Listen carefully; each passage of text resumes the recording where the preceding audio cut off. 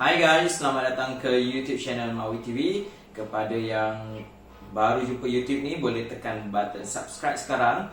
Dan bagi yang dah selalu berada di dalam YouTube ni, aku ucapkan terima kasih kerana sentiasa memberi sokongan kepada Mawi TV dan sentiasa memberi aku semangat lah untuk buat video-video baru. Walaupun view semakin lama semakin merosot sejak mencapai 1000 subscriber ni, tapi pada aku menghargai mereka yang sudi datang dan menonton aku punya video.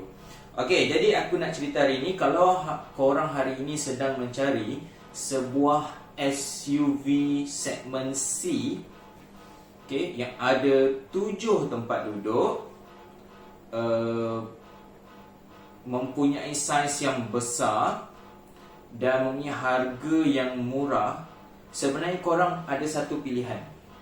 Sebab Malaysia baru saja menerima sebuah SUV segmen C baru yang masuk ke pasaran Malaysia pada hari ini dan ditawarkan dengan harga RM88,000. Ya, sebuah SUV 7 tempat duduk dengan segmen berada pada segmen C, ianya dijual pada harga RM88,000. Kau boleh bayangkan tak? Okay. Yang paling murah setakat ni SUV segmen C yang berada di Malaysia, aku rasa X70 yang ditawarkan pada harga 99 tak silap aku.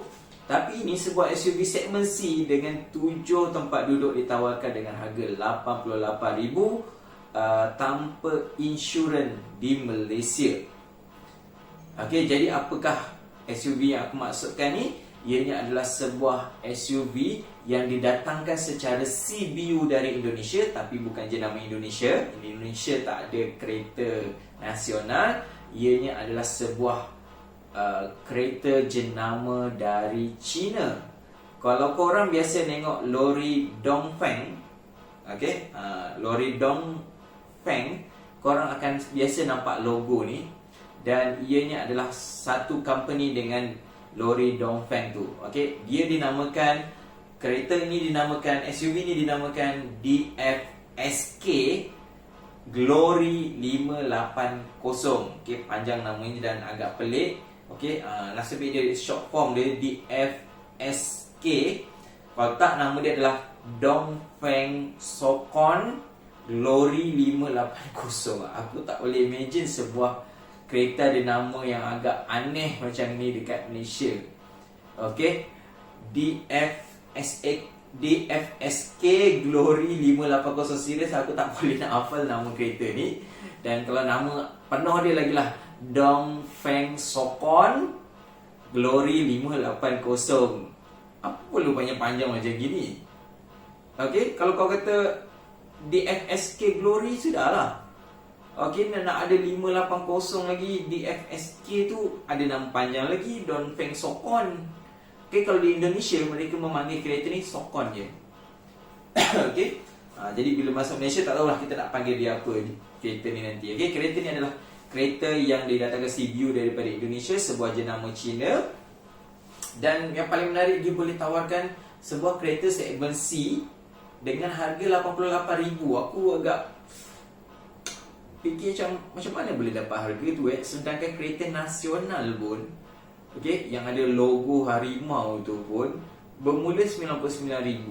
Okey, mungkinlah faktor teknologi lah. Kereta nasional SUV tu segmen C tu teknologi dia canggih, macam-macam ada.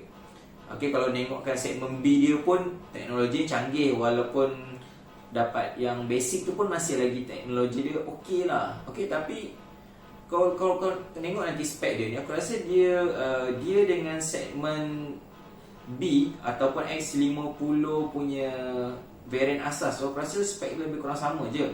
Okay, cuma yang ini lebih besar, dia segmen C dan dia ada 7 tempat duduk. Okay, mungkinlah ada beberapa perkara yang X50 tu lebih baik. Jadi bezanya tak berapa jauh lah.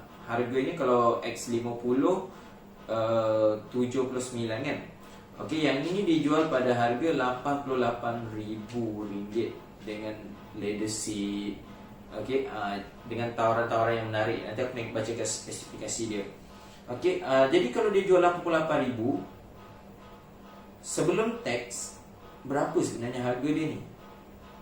Okay, andai katalah kereta ni DFSK Glory 580 ni masuk ke pasar Malaysia secara CKD, agak berapa dia punya harga? Okay, harganya 75,000 mungkin lah. Andai katalah Pro 2 ambil kereta ni dan pasarkan di Malaysia atas jenama Pro 2, harganya agaknya berapa ni? Mungkin 70,000, 65,000. Jadi kereta ni sangat murah sebenarnya, dengan status sebuah kereta import. CBU pula tu boleh dapat 88. Jadi berapa sebenarnya harga dia ni? Okay, kalau kat negara China, aku lupa nak semak dan aku lupa juga nak cari. Okay, jap aku cari sekarang. Okay. A few moments later. Okay, di Indonesia, okay, kereta ni dijual di antara 220 juta sehingga 350 juta. Okay, jadi di Malaysia yang hadir daripada Indonesia ni adalah flagship punya model, iaitu 350 juta. Kalau 350 juta, duit Malaysia dalam 100,000 lah kan, 110,000. Tapi macam mana dia boleh jual yang harga 350 juta di Indonesia tu masuk ke pasar Malaysia jual dengan 88,000? Tak pelik ke? Okay, macam mana dia boleh turun begitu tinggi sedangkan kita ni banyak tax? Sedangkan Indonesia tu adalah model CKD dan jual ke Indonesia harganya 110, tapi bila dia masuk ke Malaysia harganya 88,000. Kereta spek yang sama, luxury tak silap tu spek yang masuk ke Malaysia ni. Okay, jadi itu harga di Indonesia. Agak aneh juga macam mana dia boleh dapat harga lebih murah untuk dijual di Malaysia. Apa agak perasaan orang-orang Indonesia sekarang ni bila tahu harganya macam tu dekat Malaysia. Okay, kita teruskan. Kereta ni akan pertama kali akan sampai kepada pembeli pada minggu hadapan. Jadi kalau korang nak jadi manusia pertama di Malaysia yang memiliki DFSK Glory 580 ni, okay, bolehlah booking atau pergi ke showroom dia sekarang, atau tak ada ke showroom dia ni, mungkinlah showroom lori ke. Okay, kalau pergi cari dah boleh beli dan kau akan mungkin dapat minggu depan kereta ni. Okay, kereta ni adalah bersaiz CRV dan juga bersaiz X70 sebab dia adalah sebuah kereta segmen C dan ianya sangat besar. Okay, kemudiannya harganya pula adalah harga sekadar harga BRV Xpander, okay, dan juga X50 model pertengahan. Okay, jadi harga kereta, sebuah kereta bersaiz segmen C dijual pada harga segmen B iaitu 88,000 dan kereta ni menggunakan kerangka unibody ataupun unit monocoque. Okay, maksudnya lantainya rata. Dan kemudiannya antara spesifikasi yang boleh baca kat sini, dia menggunakan rim 17 inci dengan kerusi baris ketiga tu bersaiz kecil. Dia tak silap aku dia macam bentuk X-ray punya kerusi lah. Dia kecil je, tak begitu besar. Jadi tapi keselesaan aku tak pasti. Okay, dan dia macam CRV yang generasi sebelum ni. Okay, punya design ada 7 baris, 7 kerusi ataupun 3 baris lah. Dan ia menggunakan enjin 1.5 turbo yang menghasilkan 150 PS kuasa.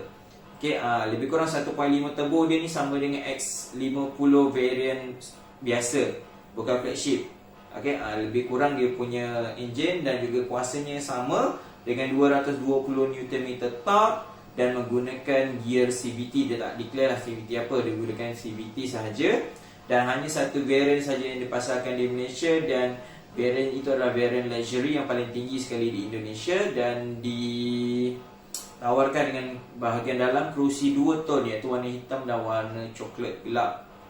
Okey, kemudian terdapat juga skrin 10 inci di tengah-tengah tu dan terdapat juga 4 airbag. Okey, ni bila tengok 4 airbag ni ramai ni yang kecam nanti ni. Okey, orang Malaysia pentingkan airbag. Okey, airbag banyak orang Malaysia suka. Okay, jangan letak 2 airbag je. Orang Malaysia tak suka, akan dikecam, akan dihina. Okay, kemudiannya terdapat juga kemudahan seperti teknologi kamera undur. Dia tak ada kamera 60 tapi dia ada kamera undur. Dan pemantauan tekanan tayar. Okay, ini sama dengan X50 dan juga X70. Ada pemantauan tekanan tayar dan itu aku rasa teknologi yang baik lah untuk sebuah kereta. Jadi kita dah tak perlulah nak check tayar bocor ke tak bocor, dan kita boleh tengok je kan. Okey, ianya datang dengan 4 pilihan warna, iaitu putih, hitam, silver dan juga warna merah. Jadi ada 4 pilihan warna dan didatangkan dengan jaminan 5 tahun dan jarak pembatuan 150,000, mana yang datang dahululah. Okey, bahagian jaminan ni aku nampak macam pelik pula lah.